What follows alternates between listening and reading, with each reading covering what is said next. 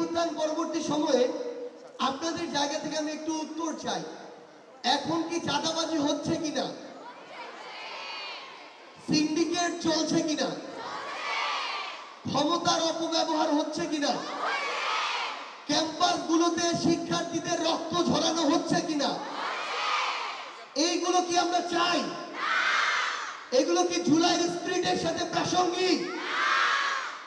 সবচেয়ে গুরুত্বপূর্ণ বিষয় হচ্ছে, আমরা যখন শিক্ষার বিভিন্ন প্রতিষ্ঠানগুলোতে ফিরে গিয়েছি তখন আমাদের আরেকটা গুরুত্বপূর্ণ দায়িত্ব আছে।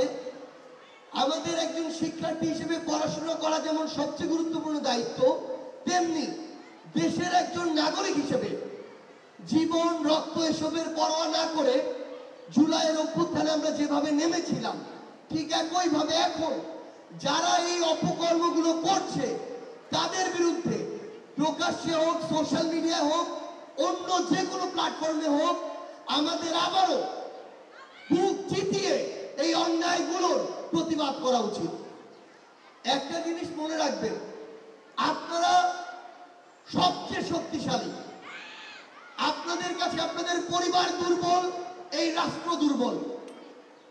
এই অভ্যুত্থান পরবর্তী এই যে সময়, আপনারা যদি এখন চুপ হয়ে যান তাহলে আবারও ওই একই সিস্টেমটা এই বাংলাদেশে জেগে বসবে। আমরা আপনাদেরকে কখনোই বলবো না যে সবাই সবকিছু বাদ দিয়ে রাজনীতিতে অংশগ্রহণ করুন, কিন্তু এই দেশের জন্য যে স্পিরিটকে বুকে ধারণ করে আপনি রাজপথে নেমেছিলেন, সেই স্পিরিটকে বাঁচিয়ে রাখার জন্য আপনার এখনো এ সকল অন্যায়, এই অন্যায় যদি আমি করি তাহলে আমার বিরুদ্ধে বলবেন, এই অন্যায় যদি অন্য কোনো সমন্বয়ক করে তার বিরুদ্ধে বলবেন, এই অন্যায় যদি আপনার অভিভাবক করে তার বিরুদ্ধে বলবেন, এই অন্যায় যদি আপনার শিক্ষক করে তার বিরুদ্ধে বলবেন, এই অন্যায় যদি বাংলাদেশের অন্য যে কোনো রাজনৈতিক দল করে তার বিরুদ্ধে বলতে হবে। যতদিন আপনি এই অন্যায়গুলোর বিরুদ্ধে প্রতিবাদটা জারি রাখবেন ততদিন বাংলাদেশ সঠিক পথে এগিয়ে যাবে।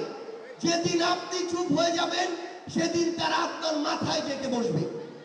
সো আমরা তরুণ প্রজন্মের প্রতিনিধি হিসেবে, এই অভ্যুত্থানে অংশগ্রহণকারী একজন আন্দোলনকারী হিসেবে পুরো বাংলাদেশের রাজনৈতিক দল থেকে শুরু করে যারা ক্ষমতার বিভিন্ন জায়গায় আছেন, হোক আমলা, হোক পুলিশ অফিসার, হোক অন্য যে কেউ, তাদেরকে শুধু একটা স্পষ্ট কথা বলি, অভ্যুত্থান শেষ হয়েছে কিন্তু আমাদের লড়াই শেষ হয়নি।